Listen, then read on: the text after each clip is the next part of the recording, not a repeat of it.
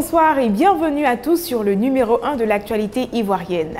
Un peu de sport pour entamer les fêtes de Noël.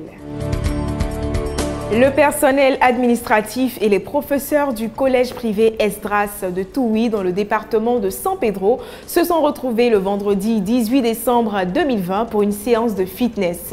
Sur le terrain de sport du dit collège, ils étaient nombreux à partir de 6h30 à avoir troqué leur tenue de travail pour des maillots, lequets, baskets et autres vêtements adaptés à la pratique du sport.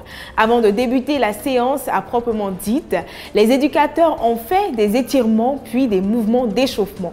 Après avoir brûlé des calories en bougeant, c'est à 8h que les enseignants et les membres de l'administration se sont séparés, heureux d'avoir pris part à cette journée sportive. Yannick Abdoul Gonan a fait son entrée depuis le vendredi 11 décembre 2020 dans le cercle prestigieux des docteurs d'État de Côte d'Ivoire avec la mention très honorable.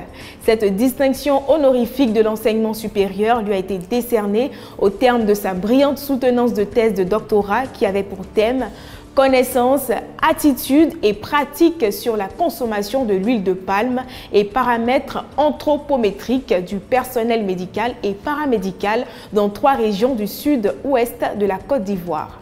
La pertinence de ses arguments, la maîtrise de son sujet et sa présentation ont convaincu le professeur Hachi Ozé-Bertin et les autres membres du jury. Après les délibérations, le tout nouveau docteur a enfilé sa toge. Terminons avec nos Miss 2.0 en faisant un zoom sur les projets gagnants.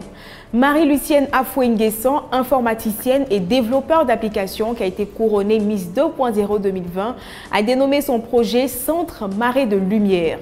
Il vise à mettre en place un centre de formation au métier du digital au profit des femmes vivant à l'intérieur du pays. Quant à la première dauphine Myriane Amété, elle est assistante fiscaliste. Parlant de son projet Pour nous, elle a affirmé que c'est une entreprise spécialement dédiée à l'autonomisation de la jeune fille et de la femme.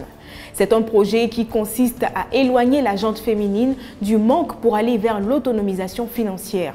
Et enfin, chef du projet Clean Jet, Sandy Kwasi, âgée de 20 ans, est assistante de communication.